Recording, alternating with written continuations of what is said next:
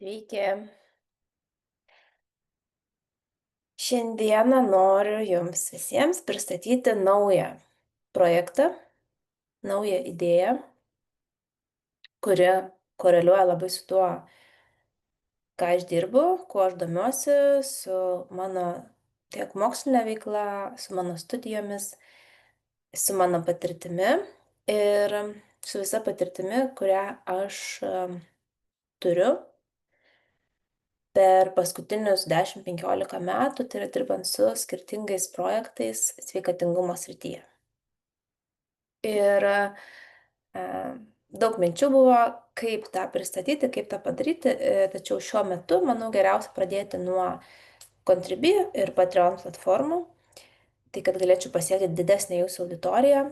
Na ir eigoje spręsime, kaip perkelti šios projektus, kad jie būtų kuo efektyvesni kiekvienam iš mūsų ir iš jūsų. Tai yra, ar daryti tiek nuotoliu, tiek gyvus susitikimus, ar skirstyti kažkas tai grupės, tai čia išsianalizuosime eigoj ir tikiu, kad visi galėsime pratesti tobulesnės Lisos versijas ir siekti visi kartu gyventi 100+ sveikų gyvenimo metų. Tai ir pavadinau šitą projektą 100+. Na ir kaip jau supratote, jisai bus susijęs ir su ilgaamžiškumu. Ir šiek tiek įvadinė paskaita, tai yra mums visiems įvadinė paskaita prieš sprendžiant vėliau, kaip skirstysimės, kaip dirbsime ties mitybą, ties fiziniu aktyvumu, ties psichologiniam intervencijom, gyvenimo būdo korekcijom. Tai kas yra tas ilgaamžiškumas? Tai, tai yra daugiau apie kokybę, o ne apie kiekybę, bet kartu, žinoma, yra ir kiek tų sveikų metų mes galime išgyventi, nes tai irgi yra labai svarbu. Ir jau vienam iš savo įrašų Facebook'e minėjau, kad iš tiesų labai greitai pasaulis senėja, tai yra visuomenė senėja ir yra priversta prisitaikyti prie senėjančios visuomenės poreikių, tai yra, kad vyresnio amžiaus žmogus, tai šiuo metu kalbam apie 65+, 70+ metų amžiaus žmonės, kurie iš tiesų dar yra jauni žmonės ir turėtų gerai jaustis, turėtų gebėti atliepti ir visuomenės poreikius ir įsitraukti į bendruomenę. O kaip žinia, deja, Lietuvoje, būtent mūsų šalyje, 65+ amžiaus žmonės dažniausiai jau yra žmonės turintys ne vieną, ne dvi ir ne tris lėtines ligas, kurios labai stipriai keičia gyvenimo kokybę ir turbūt nepadeda žmogui jaustis pilnaverčiam visuomenėje, nes jisai jau pats nebeturi tiek sveikatos ir jėgų, ne tik kad rūpintis kitais ir prisidėti prie visuomenės gerovės kažkokiais būdais, kuriais gali jaunesni žmonės, bet to pačiu labai dažnai jiems patiems jau prireikia pagalbos. Ir apie tai dar pakalbėsiu vėliau, nes visą tai iš tiesų galime labai pagerinti, keičiant mūsų gyvenseną jau dabar. Tai yra nuo 30, 35, 40, 45, 50 metų amžiaus ir netgi vėliau, taikant tam tikras intervencijas, mes galime labai stipriai pagerinti mūsų gyvenimo kokybę ir pailginti sveiko gyvenimo metus. Tai yra ilgaamžiškumą. Iš tiesų šiek tiek įdėsiu nuotraukų iš mūsų kelionės su Inga į kalnus, į Monterosą, kur jau ne pirmą kartą, ne pirmus metus mes vykstame į aukštikalnes. Tai yra, aišku, atskira visiškai tema ir atskirai turbūt galėtume papasakoti, ką tenka ten išgyventi. Bet kas mane žavi, tai yra būtent gidai. Tai yra žmonės, kurie yra 70+, 75+, ir jie atlaiko milžiniškus, protu nesuvokiamus krūvius, tiek fiziškai, tiek psichologiškai, nes dar veda ir grupę, jų atsakomybės lygis dar didesnis. Ir man iki šiol sunku suprasti, kaip aš esu atrodo sportuojanti ir fiziškai pasirengus ir jaunas žmogus. Ir man būna beprotiškai sunku ir momentais atrodo, kad jau viskas nebegaliu iš tikrųjų. Yra buvę tokių akimirkų, kai galvoju, kam man to reikėjo ir viskas, čia pasibaigs visą tai, mano gyvenimas. Tai kaip jie turi per metus, nežinau, daugiau nei 5, nei 6 išvykas. Aišku, adaptaciniai mechanizmai, visa kita, bet labai daug yra ir va čia, va, kaip sakau, ir apie tai šiek tiek pašnekėsiu, nes labai įdomu su jais pabendrauti, jų tą požiūrių, tą tokią psichologinę elgseną pastebėti, reakcijas į stresą, kaip jie su to tvarkosi ir aišku, fiziniai dalykai, be kurių jie turbūt negalėtų daryti tai, ką daro. Taigi, kokios yra istorinės tas įžvalgos, tai, na, iš tiesų mūsų gyvenimo trukmė ilgėja ir labai drastiškai, jinai labai staigiai pradėjo kilti, tai siejama su daug dalykų, tai pirmiausia su higiena, su skiepais atsiradusiais, prevenciškai išvengti tam tikrų mirtinų ligų ir su gerėjančia medicina, su atitinkamai atrastais vaistais, na ir visais kitais dalykais, be kurių mes šiandieną nesivaizdame savo gyvenimo, bet anksčiau tai tiesiog buvo kritinis lūžis, tarkim, rankų plovimas, kuris padėjo išvengti labai daug ankstyvų mirčių. Kita vertus, kalbant apie amžėjimą, apie ilgamžiškumą, turime pabrėžti ir tai, kad dėja sveiko gyvenimo trukmė neilgėja taip daug, tačiau ligos trukmė ilgėja labai stipriai ir ypatingai šiais pastaraisiais dešimtmečiais jinai ilgėja labai stipriai, būtent ligos eiga. Tai reiškia, mes ištempiam savo gyvenimo trukmę ligos sąskaitą. Įdomu tai, kad tai skirtingi mokslininkai skirtingai pateikia informaciją, tačiau iš esmės biologiškai mes tikrai galėtumėm gyventi 115-120 metų. Sveikai turiu omeny, sveiko gyvenimo.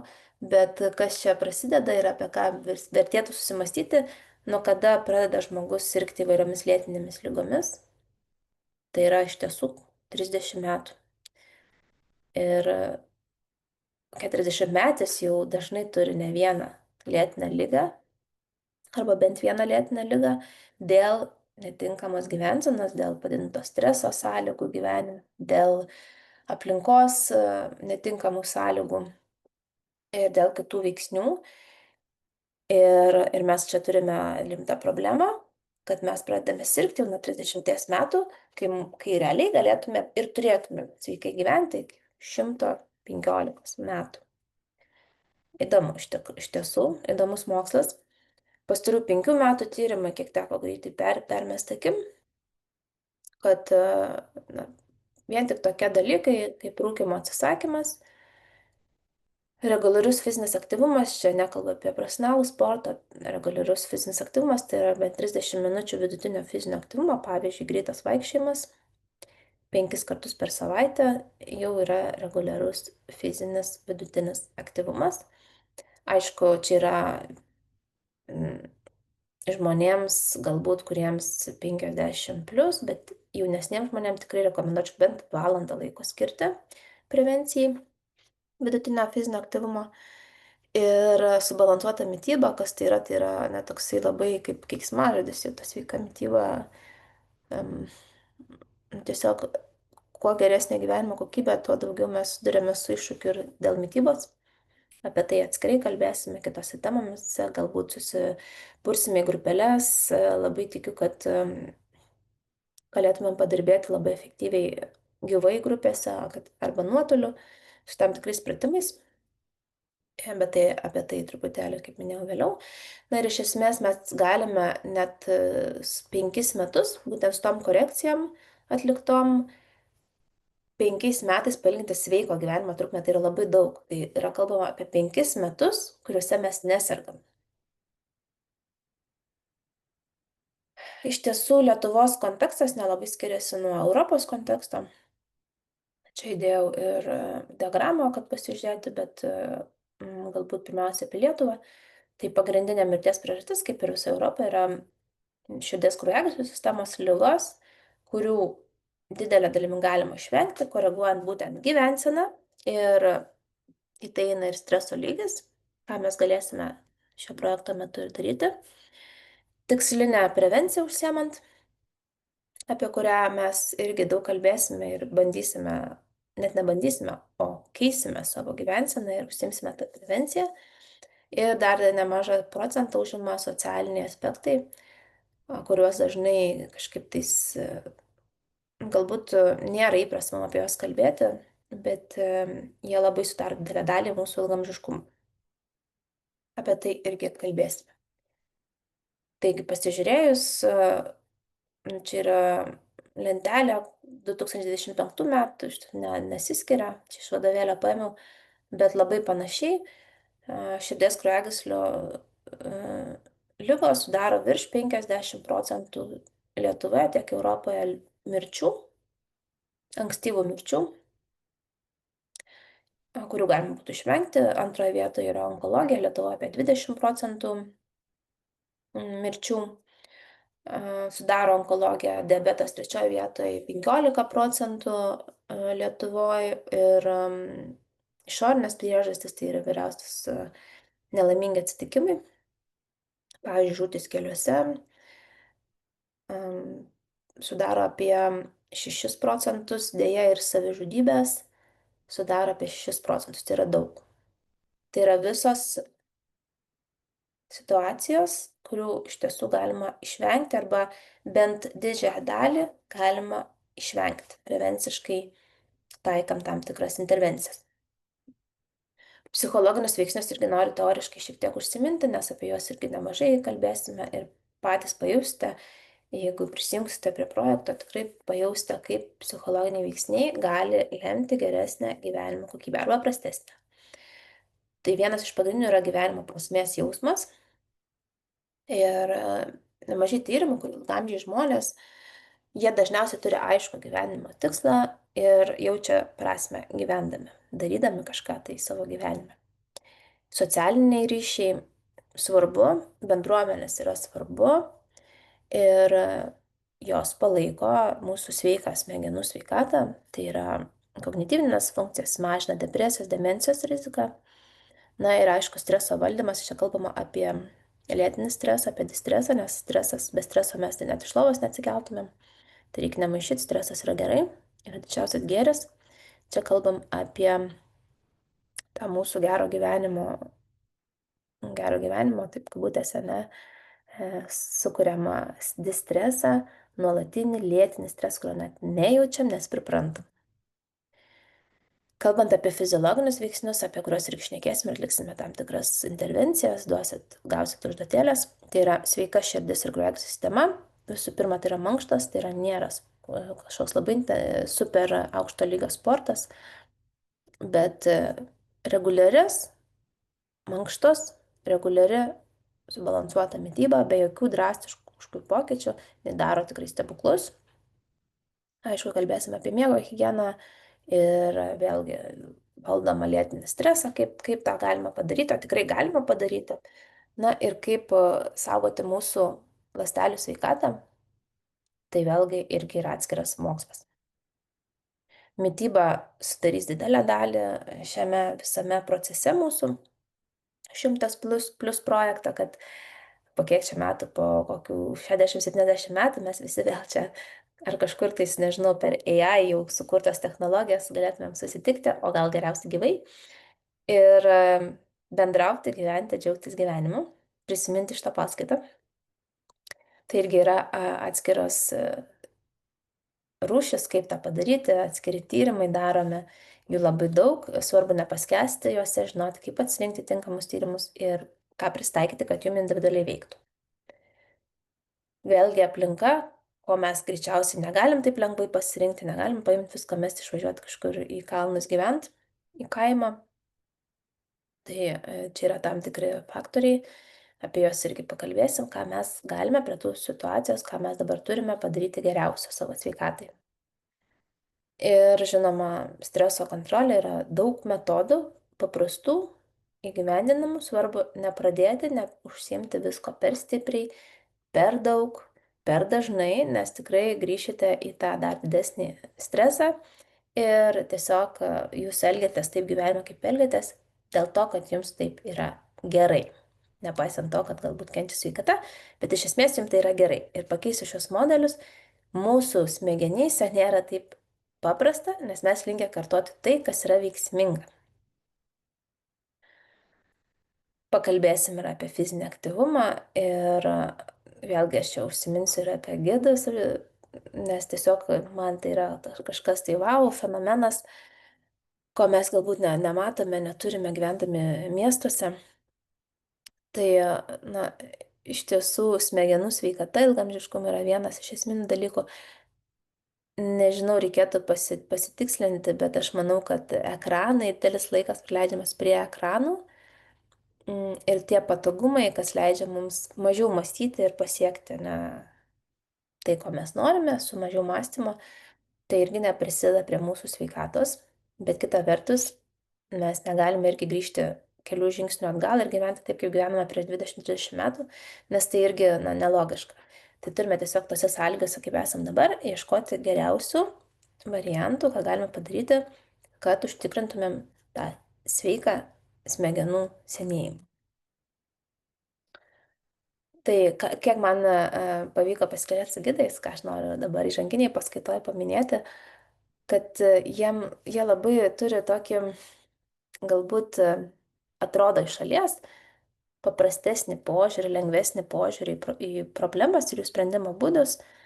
Iš tiesų bendraujant, atrodo, kad jie taip mažiau ruminuoja, mažiau permasto, yra konkretesni, nes čia yra kalnai, ne, tu padarai klaidą, reiškia, jinai gali baigtis mirtim, nėra jokių švedžiojimų ir ta koncentracija turi būti aukščiausio lygio ir tuo pačiu, jeigu jau atsitiko kažkas, tai atsitiko. Tiesiog tą priimi kaip faktą.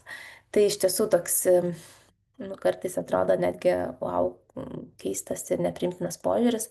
Manau, kad jam padeda mažinti tą patiriamo lėtinio streso lygį, nes tiesiog priimi situaciją kaip priimi ir tuo momentu sprendi problemą, o ne pergalvoji, permastai, kaip būtų, jeigu būtų.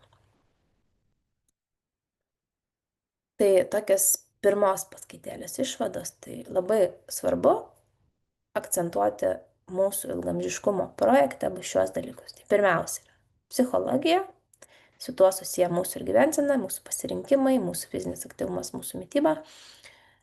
Bet keičiant mytybą ir fizinį aktyvumą, taip pat mes keičiame ir savo psichologiją. Tai yra toksai ir vienas dalykas įtakoja, ir kitas įtakoja kitą dalyką.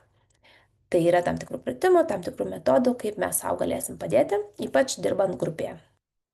Na ir aišku, kiti dalykai, kuriuos jau turėsime daryti galbūt ir asmeniškai ir priklausys nuo kiekvieno mūsų, tai yra aplinka, kuri mūsų supa, šeimos nariai, gyvenimas kaime, mieste, darbo pobūdis ir kiti dalykai.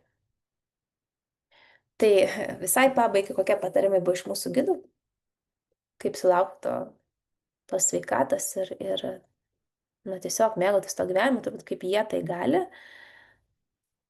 Tai ką jie patys paminėjo, bendraukite su jaunais, kabutės įrašiau, nes jaunas žmogus nebūtinai ir tikrai ne pagal amžių sprendžiasi. Bendraukite su žmonėm, kurkite socialinius kontaktus. Tai labai labai svarbu. Sunku tai daryti intravertam ir kartais tai sukelia jam daugiau streso negu naudos. Tai čia asmenybiniai dalykai, kurie vėlgi reikia žiūrėti jau galbūt individualiai, bet didžiaja dalimi žmonių mes labai labai daug atrasim bendraudami, nebijodami bendrauti, dalindamėsi ir siekdami panašių tikslų. Turbūt streso tikrai padės ilgamžiškumui, tikrai nepakenks. Tai vėlgi atskirsim, kiek to streso, kada jo reikia, kada jis padeda, kada jisai gali žaloti ir kenkti. Išeiti iš komforto zonos, nebijoti, reikia išeiti iš komforto zonos. Mes per daug dažnai užsibūnam komforto zonai, kuris sukelia mums ligas ir nebe komfortą. Miego higiena, vėlgi atskiras veiksnys, reikalaujantis atskirų mokymų, atskiro supratimo, atskirų uždavinių.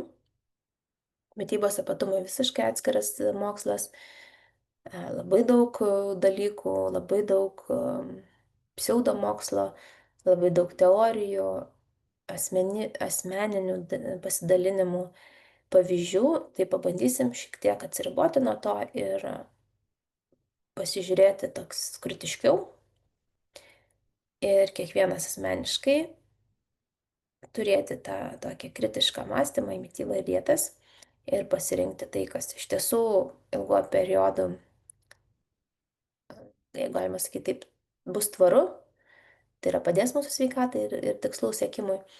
Na ir stiprinti problemų sprendimo įgūdžius, kurių, atrodo, darbe sprendžiam problemas, šeimoje sprendžiam, bet kas liečia su savim, tų įgūdžių trūksta, nebeturim resursų, nebeturim kritinių tokio mąstymo, nebelieka žinių ir jau tada jau kas savo, tai kas papuola. Tai trumpai pristačiau ir tikiuosi buvo įdomu. Tikiuosi, kad bendrausime ir kartu sieksime to 100+. Ir tai bus ta kelionė, kuri augdys visapusiškai, augins.